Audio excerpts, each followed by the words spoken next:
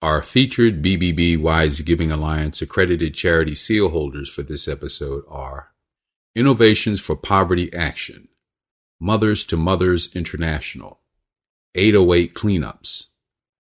To find out more about these and other BBB Wise Giving Alliance accredited charity seal holders, go to give.org.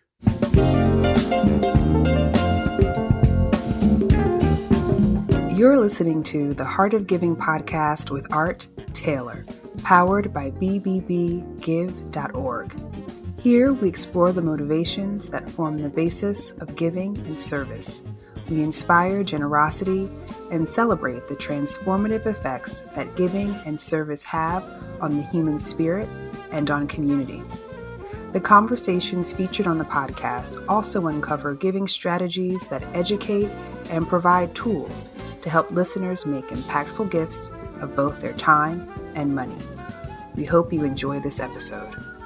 This is the Heart of Giving podcast, powered by bbbgive.org. Give.org is the nation's standards-based charity evaluator, and it's your one-stop source for information on giving and reports on the most asked about charities. I'm Art Taylor. Today is the 199th episode of the Heart of Giving podcast, and we have a lot planned for episode 200. Helene Gale, who is the president of Spelman College, former head of the Chicago Community Trust and CARE, and worked in senior positions at the Centers for Disease Control and the Gates Foundation, now a member of the board of the Gates Foundation and Rockefeller Foundations. She will be our guest, and we're going to do both an audio interview with her as well as a video interview with her. So this will be a special episode. So I hope everyone will tune in for that. But we also have a very special 199th episode with my dear friend and colleague, Rob Fersh, who is the founder of Convergence Center for Policy Resolution. And Rob and his colleague, and my colleague too, Mariah Levison, have just launched, and it's out today, a new book called From Conflict to Convergence. And this book is a chock full of great ideas to help us negotiate difficult decisions and conversations that we have to have in order to reach resolutions and improve what we're able to do in our families, in our workplaces, and even in our country when it comes to policy issues. And so we're thrilled to have Rob with us today. And we're going to talk about the book, obviously, but we're also going to talk about Convergence, Rob's life and how it intersected with the creation of Convergence, what was behind that, and why this work is so important today. Rob, welcome to the Heart of Giving podcast. Art, thanks so much for having me on, and thank you for your service as on the Convergence board and currently as our board chair. It's a pleasure to be with you, and I appreciate the opportunity. Well, I didn't mention that I am the chair of the board of Convergence. Thanks for reminding me of that. Although I tell people this is one of the most important things that I do. And the reason I'm involved with Convergence, Rob, frankly, is that we can all sit back and ask ourselves, why is the world the way it is today? Why is it that families can't even get together for Thanksgiving dinner without someone feeling that they don't want to see another person? Or why is it that we can't work with someone who we have differences of opinions about? And it's, I think, in many ways hurting our nation in some very significant ways. And so we can sit back and say how bad things are, or we can try to do something about it.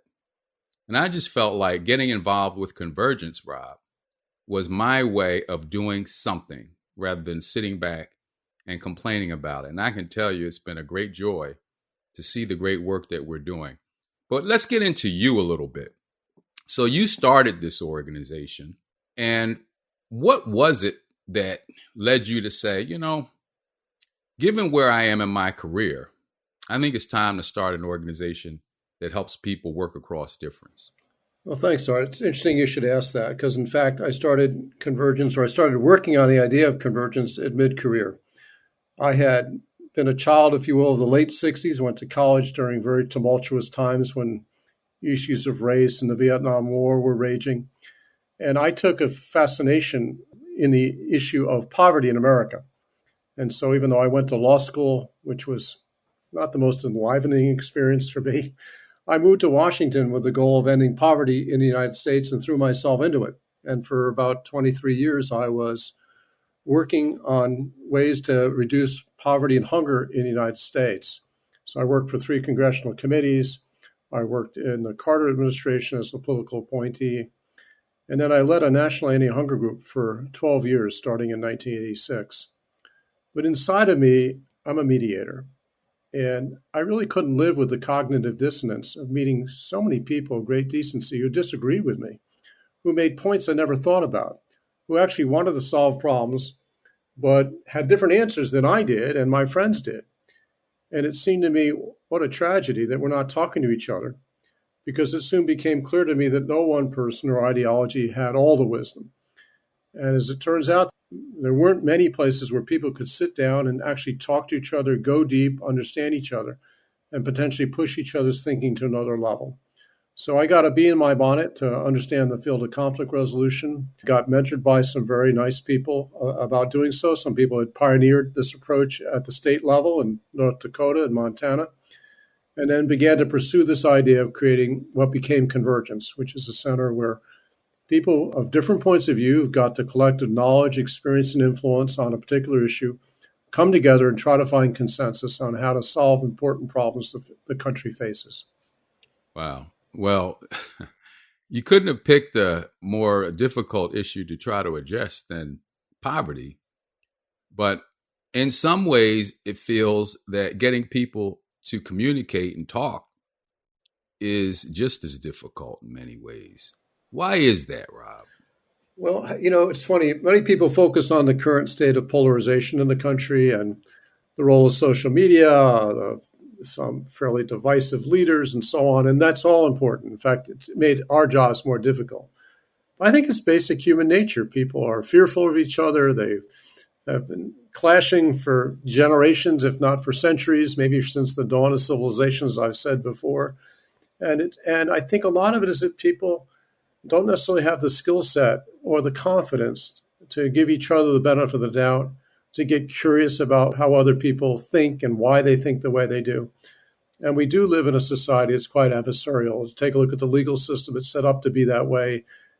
Alternative dispute resolution has grown in recent decades, but we're set up really in a lot of situations for win-lose conversations. So I think a lot of people are fearful. If the other person wins, then they lose. And they haven't been in a setting where they understand it's not necessary for one person to lose. It's indeed possible to set up processes where virtually everyone's needs get met. So not having had that experience, having been spurred on by media figures who push division, and there are so-called conflict entrepreneurs, having been seen certain behaviors modeled by people on left and right who are constantly denigrating and putting down other people. There's a sense of us against them that runs very deep. And I think what we're trying to do at Convergence with your able help, Art, is to try to give people another way of looking at things and relating to each other and getting underneath what I think are more surface differences to get to the deeper differences, which also provide an opportunity to find deeper commonalities. Convergence has a fascinating way of dealing with conflict. Talk about the convergence method some, Rob, so people can get an understanding of what we actually do. Yeah, so thanks, Art. I mean, the basic idea is to figure out, well, what issue do you need to address? Who is it, if they could only talk to each other and come to agreement, could move the dial on that issue? It's to frame the issue in a way that everyone feels like their opinion matters and they're invited in. And then we skillfully convene people, sometimes with facilitators, but always with ground rules, to have conversations where we never start in policy debate. We start by building relationships of trust having people understand each other. People begin to sense they have shared values. They may disagree how to implement them. And that builds a basis, a fundamental foundation from which people can have a different level of conversation. And from there, we try to move people from a discussion of what their positions are on particular issues to what's their underlying interests. And your underlying interests can be met by a lot of positions. If you have a firm position, it's pretty inflexible. So having people focus on their underlying needs and desires and their interests allows them to get more flexible and to explore different approaches, perhaps beyond what they thought before, about how to solve the problem. One of my favorite stories, if you'll allow me, is my maiden voyage, which even before I started Convergence was on healthcare coverage. And we convened people when I was at the group Search for Common Ground in 2004. These are people who had been at war with each other in the Clinton administration. And the Clinton plan, as you may recall, was very contentious and failed. And we gathered people, and we spent 2 years having 2-day meetings every other month so that the leading players in the country could come together on how to cover the uninsured. And my favorite story is the day that the deal was being struck, and I'm talking about hospitals, insurers, consumer advocates, pharmaceutical companies, think tanks, the U.S. Chamber of Commerce, unions, and so on the very day that we were about to settle the deal where we had worked for 2 years to come to common ground on how to cover the uninsured, a woman representing the AMA came up to me at a lunch break, but with a smile said, "Rob, you have ruined my life." And I always, so of course I responded to her by saying, "I hear that all the time. I do have 4 children. What's your particular excuse?" And she said, "Well, in the beginning, I offered my opinions. I spoke up. I thought the AMA had all the right answers. And now I've been sitting in a room with so many decent people who said things I've never thought of before. And they've made me push my thinking to a new level. I'm not necessarily relinquishing what I believed before, but I've had to add to it a lot." And she simply said, "I can't see the world the same way." Mm. And when you can create a setting where people get to that point where they can at least move off the center of it, holding too tightly to their long-held beliefs, to understand that they only had maybe a portion of the puzzle, even most of the puzzle, but not all the puzzles figured out. And you can open them up to hearing other people's points of view and new ideas. Then you have the basis to build mutually satisfactory answers to problems. That's a fascinating story, but I'd love to hear about some of the more, let's say, contentious groups that you brought together over the years and how they resolved. Happy to do it. Now, that one was also contentious at the time, but of course it became a love fest at the end. One of my other favorite stories has to do with the issue of incarceration. As you know, Convergence took that on a number of years ago. And there were people at the table who hated prisons, and there were people who ran prisons. We had people at the table who had written books critical of private prisons, and private prisons are very controversial. But what it turned out is that these people who came to the table, many of them with their shoulders hunched and their arms crossed, reluctant to talk to each other, ended up realizing they wanted the same things. They thought that no matter how tough you are on crime or not tough on crime, if people are getting out of prison, then it's beneficial to everybody if those people thrive. So if they're getting out of prison, they should have fewer health problems, fewer mental health problems. They should be able to find housing. They should be able to find employment. They should not go back into the criminal justice system. So it's interesting because one of the people at the table, who's an academic at Georgetown, had written a book very critical of prisons generally and of the private prison system. And he was very reluctant to engage with a top executive from the private prison system. So, of course, we sat them at dinner the first night after the first meeting. And it's in our book, that's coming out today, that the academic texted his wife basically saying, "You can't believe who these people are putting me next to at dinner." And I really dread having to sit next to this guy from the private prisons. Well, wouldn't you know, they hit it off. They turned out they really wanted the same things for people coming out. And now they become real colleagues on how to get some things done, where the academic who's testing some new ideas was able to get them implemented more rapidly and with less red tape through a private prison system than he could through the many public prisons. And so these people have become, I think, strong working colleagues. They've become sounding boards, and they know that they never had the complete picture to begin with. They were augmented. Each one help the other to grow and change and see things differently, even though neither of them relinquished their fundamental principles and values. It's so wonderful when people can stick to their values and still come to an agreement with people who on the surface they very much disagree with. We did one, if I'm not mistaken, on gun control too, right? Isn't there one that you did on that?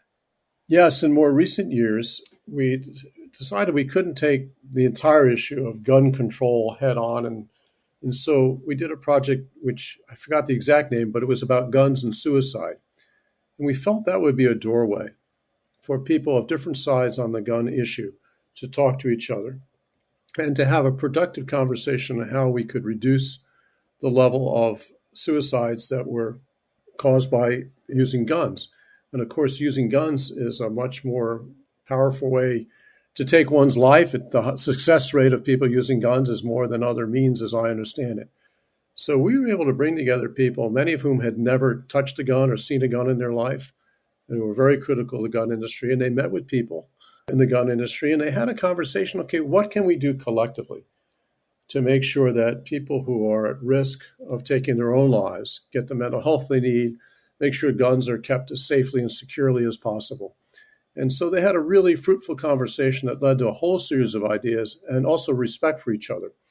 One of my favorite stories from that, and this is in the book, is there's a woman who teaches at George Washington University who's a psychologist. And she's African American. And at one of the sessions, which was all on Zoom because it was during the pandemic, they actually showed I think a pretty muscular tattooed guy who had a whole wall of guns behind him. And this just triggered her in a way that said, oh my God, this is who I'm talking to. And she spoke up and spoke about her fears and what it meant to her to see someone who looked like him. I think I've got it about right. And then she was shocked because she finally said to him, why do you need all these guns? Why are you stockpiling guns? And to her utter shock, this actually very genial, nice fellow said to her, because it's fun. I just enjoy shooting guns. It's not because I want to be violent. It's not because I don't care about people dying unnecessarily from guns. It's just, what I do. And it opened her eyes to seeing him differently, not as some threat to her, but as somebody who just had a different source of amusement for himself or for a hobby that was different. So these people did talk about it, and they found they wanted the same thing. They didn't want anyone to die unnecessarily, and they wanted to find ways to do so that respected the rights of gun owners, but also gave protection, took steps to help prevent people from taking lives through guns.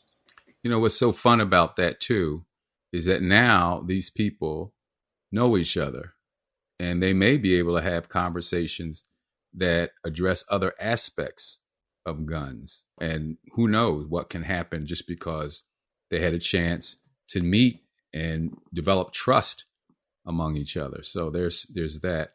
All right, let me just jump in on that because it's so important what you just said. In process after process, and this I think is one of the great benefits of the approach we recommend.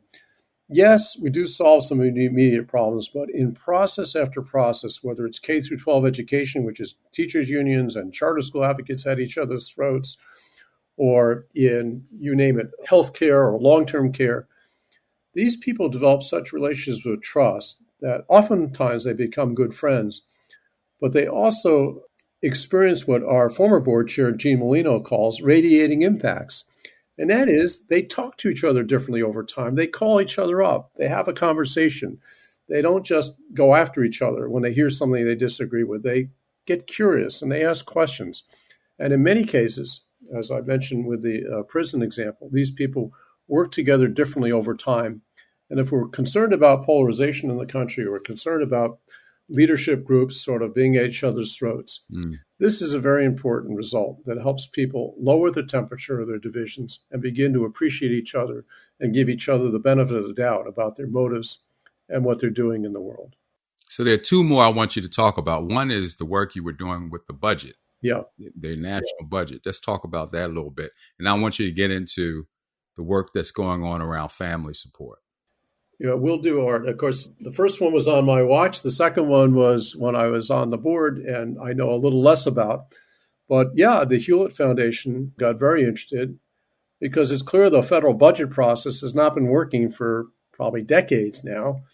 We reached the point where now a lot of appropriations bills get reported out, and not all of them get passed, and we never have a budget on time. And we're getting to the point where almost every year we're at a cliff where we come to a potential closure, and we have actually closed the government a few times. And the process isn't working to have an orderly process of creating a budget that can get bipartisan support or whatever support is needed to get it through Congress. And for people to be able to plan. I mean, when government's closed down for most of the time and funding is uncertain, you've got community health centers and all sorts of other operations that people can't rely upon. So we pulled together a vast array of people from the far right and far left, and to a person, they agreed that the budget process was broken.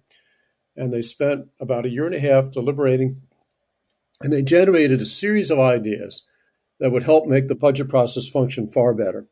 While these ideas have not been adopted in full, they've been endorsed by various congressional entities, and some of the ideas are still pending out there to try to make sure that we have a much more orderly process that allows the country to set its priorities on an annual basis or even a biannual basis, and to make sure we don't have the same kinds of disruptions we've had before.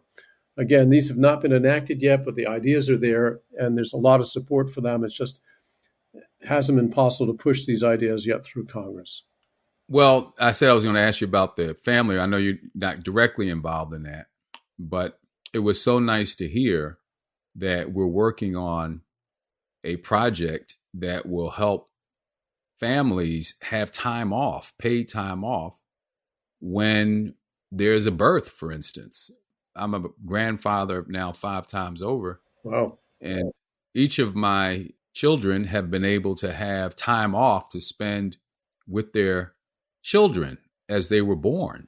Yeah. And how wonderful it was for them to be able to do that. At one point, I said to my daughter, who had 3 children, more than the last 6 years, you've been off more than you've been working. But she said, that's just the value of our company. That's the way we are. Yeah. And yeah. Everybody gets that opportunity, and it makes us feel more loyalty to our company when they give us that time to spend with our family. So I know Convergence is also working on that. And I know there are 2 senators that have sort of backed the creation of legislation on that too. So yes, no, this was an enormous success. A recent report. It's got a lot of play in the press. Senators came to the press conference. Abby McCloskey on our team led that project very effectively. And now there are follow-up projects going on from that report, including one in Kentucky. And a wide range of people reached common ground on issues like paid leave and so on, so that working families and on childcare, working families could succeed more readily. And that project grew out of a prior project we did called Working Up. And just one quick anecdote there is we then had assembled, people from Walmart and McDonald's and unions and liberal advocacy groups. And the funny story there is that there was a woman who'd spent a lot of her career watchdogging Walmart, was very critical of Walmart. And she had vowed apparently she'd never go to Bentonville, Arkansas, the headquarters of Walmart, because she was so critical of them. But Walmart had been making changes. And of course, we brought Walmart into our table. And our newest board member, Ellie Bertani of Walmart, was there. And she and Judy Conti, who was the person representing worker interests, really hit it off. They played off each other. And that process generated a series of ideas that Walmart and McDonald's used to implement to help provide better services to their employees, to help with scheduling, to help with a whole series of issues, promotion tracks, and so on. And the upshot is that eventually Ellie Bertani invited Judy and others to come to Bentonville, and Judy did. And so they now are friends and colleagues who talk to each other and work across the lines. And this is what's possible when people of decency who share goals but disagree on how to get there have conversations where they can get past their initial positions to satisfy their underlying interests and get things done in a way that's constructive, both in the present and long into the future. Rob, let's talk about the book. Now, I know that many of these stories have to be embedded in what you've written here. Yes. But let's talk about the impetus for the book and what you hope it will do.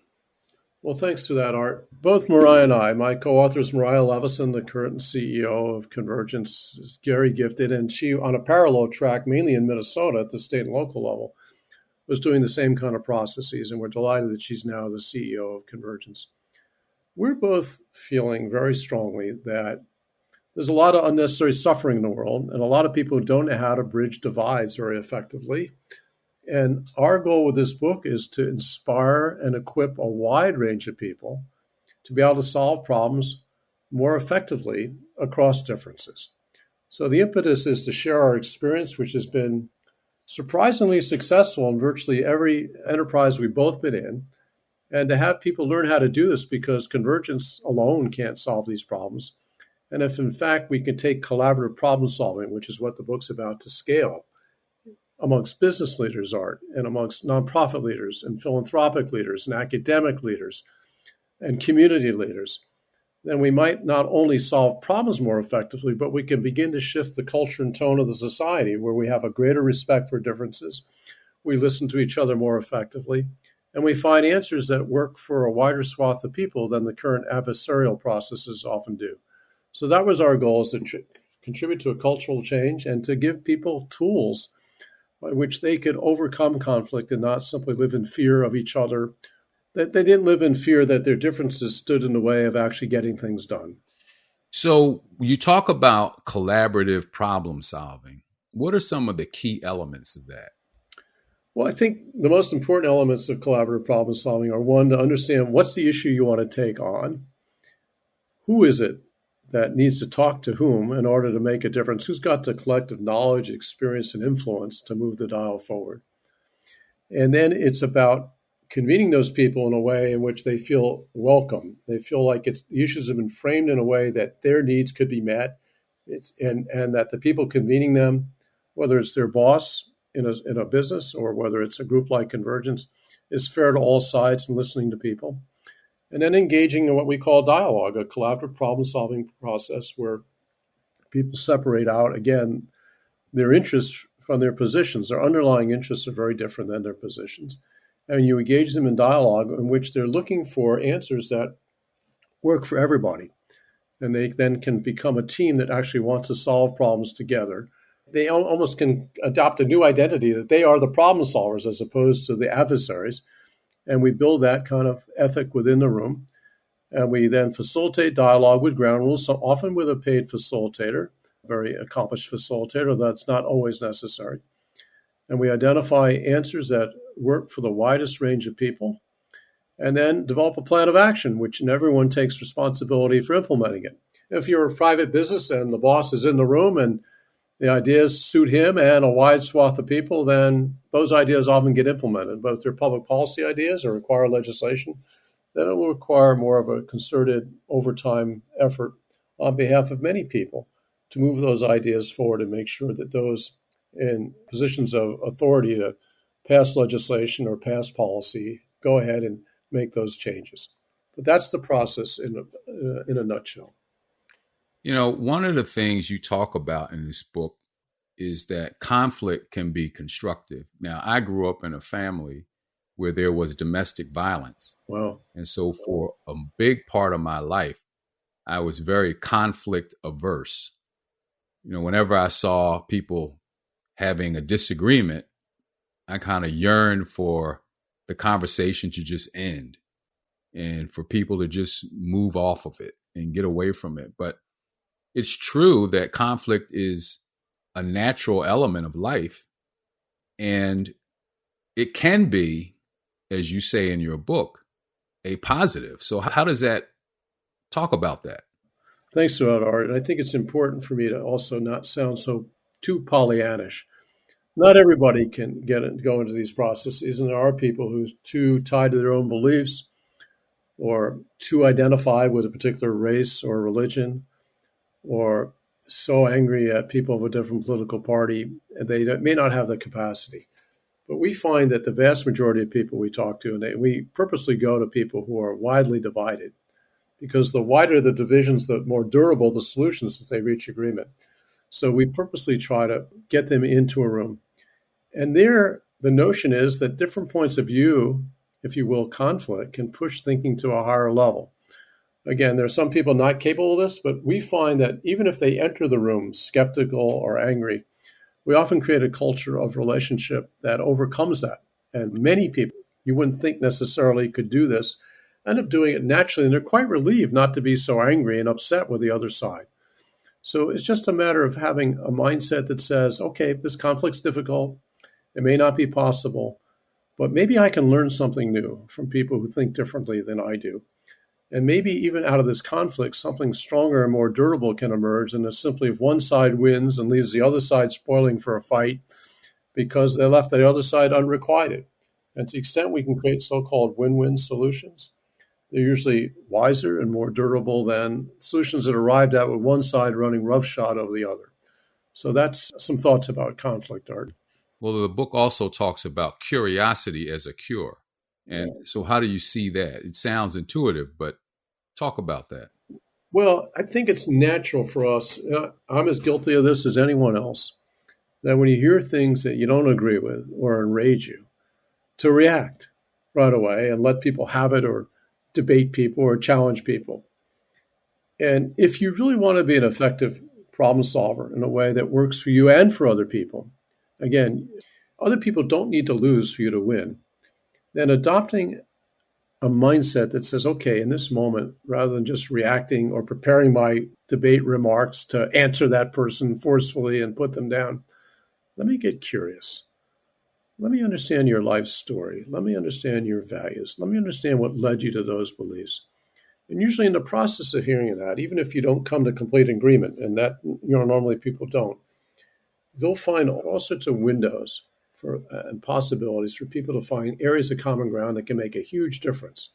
So even if you don't agree on everything, but you agree on a lot of things, you can really go very far in solving problems very constructively.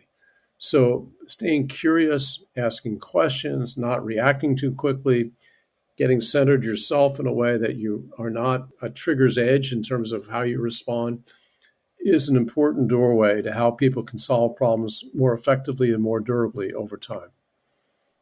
You also talk about seeking higher ground. I know this can also be an effective way for people to get past any blockage that they have for communication, right? So common ground is the term it's used, and we like common ground. For some people, common ground may imply split the difference. It doesn't have to. We believe compromise is fine as long as you don't have to compromise principles and values too deeply.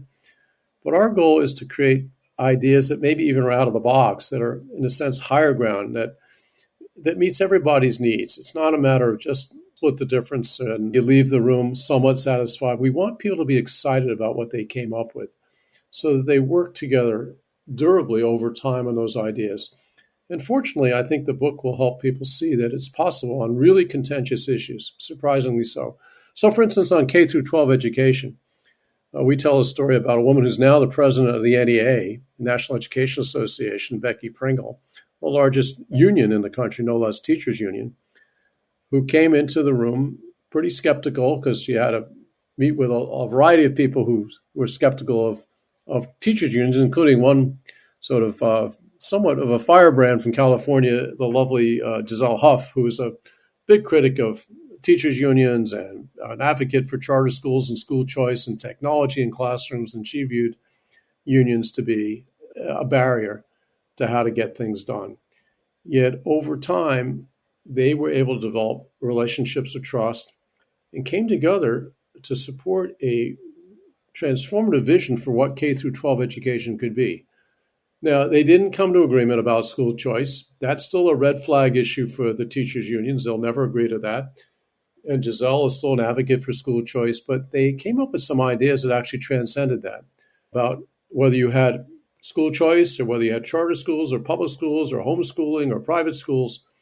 They came up with some ideas about how to make sure that the education system really was learner-centered and paid attention to the individual needs of learners as much as possible. And they got pretty excited about it. They wrote a document, got a lot of positive reaction from people on the left and right in the education field. And then they spun off together, they and others formed a group that spun off from Convergence to take these ideas out into the world.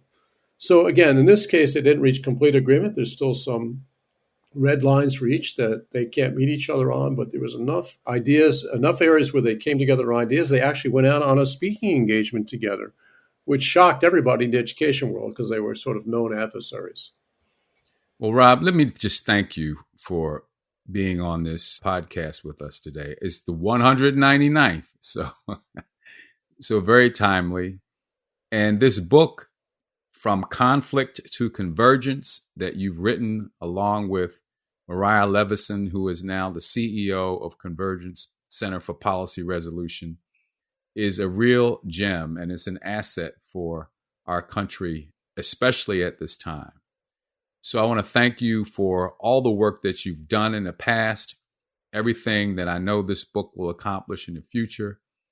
And for all of you who've not heard of Convergence, I really implore you to get this book. You can get it everywhere. You can get it on Amazon. You can probably get it in bookstores. Go on and order this book.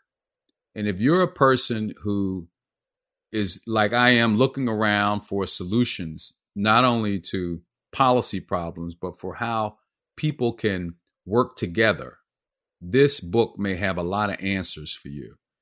And of course, the organization itself, Convergence, is working every day to actually put these practices into play so that we can actually get those problems solved. So, Rob, again, thank you for what you're doing. And I really appreciate you. And I love that I have a connection to you through this organization. Art, thank you so much for your kind words and for giving me this opportunity. And congrats on this amazing run of podcasts you're doing of meaning and purpose. And yes, if people want to learn more about Convergence, you can go to www.convergencepolicy.org. We're always looking for new people to get involved with us at any level, ideas, financial support, or otherwise. We're adding new board members. We have new members of our leadership council. There are lots of ways to get engaged with us. We always welcome help from people with expertise. So thank you again for giving me this opportunity to talk about the book and about the work. And thank you for all you've done to help Convergence become the organization it is today. It's so much appreciated. My pleasure. Well, for all of you listening for the first time, this is a weekly show, and you can find us on all major podcast platforms. If you'd like to make a donation to the Heart of Giving podcast, you can do so by going to give.org, and hope you will become a regular listener by subscribing to the show. Thank you for listening. You've just listened to the Heart of Giving podcast with Art Taylor. Be sure to tune in next time for a brand new episode. To listen to our other interviews, visit heartgiving.podbean.com. That's heartgiving.podbean.com. Subscribe to our show on major podcast platforms. The thoughts and opinions expressed on this podcast are the views and opinions of the guests, not those of the BBBY's Giving Alliance or program affiliates. This podcast is for information and educational purposes only and is copyrighted with all rights reserved. This podcast is protected by Podbean's terms of service.